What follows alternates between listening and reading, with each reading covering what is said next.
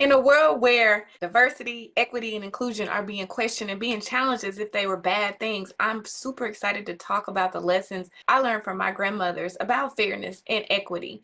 And in this lesson, lesson 55, advocate for fairness and equity, we'll talk about the importance of it and just how you can do it because it doesn't hurt you. It only helps you, it helps your organization, and it helps your family. Let's get into it.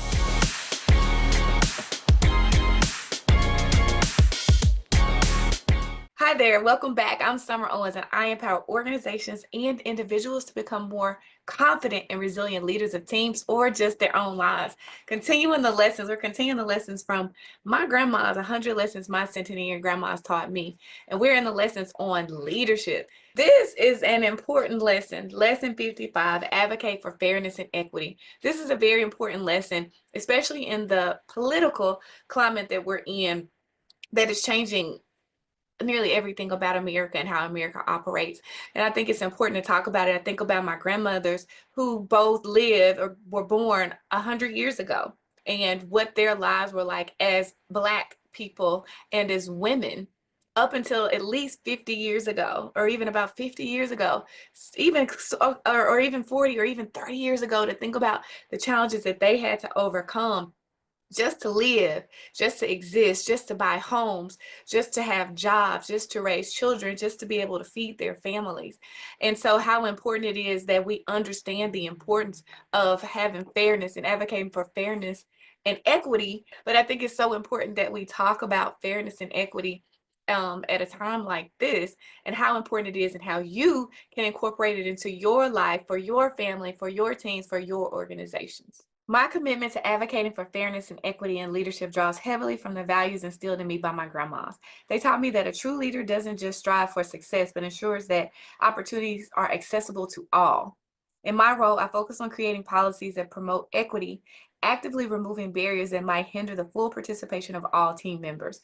This commitment to fairness not only strengthens our organization, but also honors the legacy of my grandmas, who believed deeply in justice and community support. Their example reminds me daily that my actions can forge a path toward a more inclusive and equitable world. Advocating for fairness and equity in leadership is crucial. True leadership ensures that opportunities are accessible to all, not just a select few. Creating policies that promote equity and actively removing barriers promotes full participation from every team member. This commitment not only strengthens organization, but also honors legacies rooted in justice and community support. So advocate for equity and fairness. And in this country, in America right now, where there are policies that are being created that go against creating equitable and fair situations for many people, for other people, for minorities, or people in the LGBT community, for the disabled community, for so many people who have fought just to receive fair and equitable treatment. It is definitely a challenge, but you as an individual, and you as you control teams or work with teams, or are a part of organizations, there are still things that you can do to try to advocate for fairness and equity in your home, in your organization, with your teams. So let's talk about some of the tips from my grandmas. No, you can't have that. You can't do that. Have you ever heard that voice, maybe from someone else or deep down inside of you, saying, no, you can't? Ever felt like you weren't good enough, smart enough, or brave enough to have what you really want? You know, that promotion, that degree, that dream job, that house, that fulfilling relationship, that business, that life you've always imagined. Well, I'm confidence coach Summer Owens, and I'm here to tell you, yes, you can have it. And yes, you can do it. I'm the person to help you make it happen. Because I've been there. I faced doubts, fears, and setbacks head on. As a teen mom who was told my future was bleak, I chose to say, so what, to every obstacle I faced. I didn't let circumstances or self-doubt define me. I've probably done what you want to do. I've earned degrees, I've had dream jobs, I've launched business, written powerful books, bought houses, all while defying the odds. Now I want to help you to say so what to your fears and limitations too. I want to share my secrets to success with you in my Get the Guts to Go For It program. If you're tired of watching others live the life that you want and you're ready to turn your someday into today, let me help you embrace the so what mindset. Build your confidence and make your dreams a reality. Grab one of the limited spots for this program at getthegutstogoforit.com. I can't wait to help you go for it. Tip number one on how to live the lesson, advocate for fairness and equity, is to implement equity audits. So that could be a formal audit. It could be a less formal, something especially in dealing with smaller, less formal groups. But just assess your policies. Assess, are you being fair? Are you being fair? Are you being fair in promotions?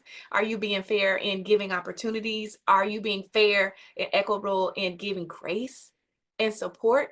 Look at your situation, your team, your family, or even if we're talking about you as a parent, are you being fair and equitable? But assess audits, and just that can simply mean think about it, document it, write it down, look at what you're actually doing, and evaluate what you're doing. Are you being fair and equitable? Tip number 2 on how to live the lesson, advocate for fairness and equity, is to establish diversity and inclusion committee. So you can create a committee, again, a formal committee or a less formal situation where it's like that committee, it's their job to make sure you are being fair and equitable, that you are being diverse, that you are not focusing on one group to be able to be promoted, to be able to be successful, to receive opportunities, that you are creating an environment where everybody has an opportunity to be included, everybody has an opportunity to lead. Tip number 3 on how to live the lesson, advocate for fairness and equity, is to promote transparent decision making. And I've shared this in other lessons too. It's just to be open and honest about the decision making process, why decisions are being made, why a person is chosen or a person is not chosen, and make sure that those decisions are not based on factors that shouldn't be taken into consideration, factors that don't include don't include or inhibit them being able to do the job. Tip number 4 on how to live the lesson, advocate for fairness and equity, is to create opportunities for open dialogue. Create opportunities for people to talk about how they feel. Because maybe you feel like you are being fair. Maybe you feel like you are being equitable. And this could be in your job, on your job, in your organization, or even in your household. Create opportunities for people to talk about how they feel, and to share if they feel like you aren't being fair. You as the leader aren't being fair, or the organization isn't being fair, or doesn't have fair and equitable policies. Create an opportunity where people feel comfortable talking and sharing how they feel. And tip number 5 on how to live the lesson, advocate for fairness and equity, is to provide training and education on equity. So in a lot of cases, people don't even understand terms like cultural bias or unconscious bias or systemic racism. All these terms that are being banned are seen sometimes by some as negative things, but the reality is most of us know, and I know my grandmas understood these terms and live with the negative impacts of systemic racism, of unconscious bias, but they were able to overcome those in a lot of ways. And now I think it's important for us to educate people. Even though laws and policies are changing, it's still crucial that people understand what these terms mean, and for people to understand that it happens even when people are not thinking about it and aren't aware that they are implementing practices that that are unfair and inequitable. And so that's why training is so important, to make people aware of what's happening, even aware of their own actions, their own thoughts, and why they are that way, and so that we can learn to be more fair and equitable. And so again, with the world and America changing and policies changing, it's very interesting, but I think it's crucially important. It's still crucially important that we learned to create environments that are fair and equitable and diverse.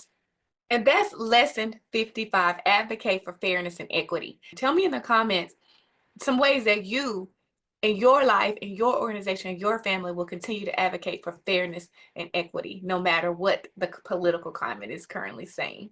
Thanks for watching. Be sure to subscribe. Be sure to subscribe to the channel so you don't miss a single video that's coming up. We have many more lessons to go, powerful lessons from my grandmas, and I can't wait to share them with you. Be sure you subscribe, and I'll see you next time.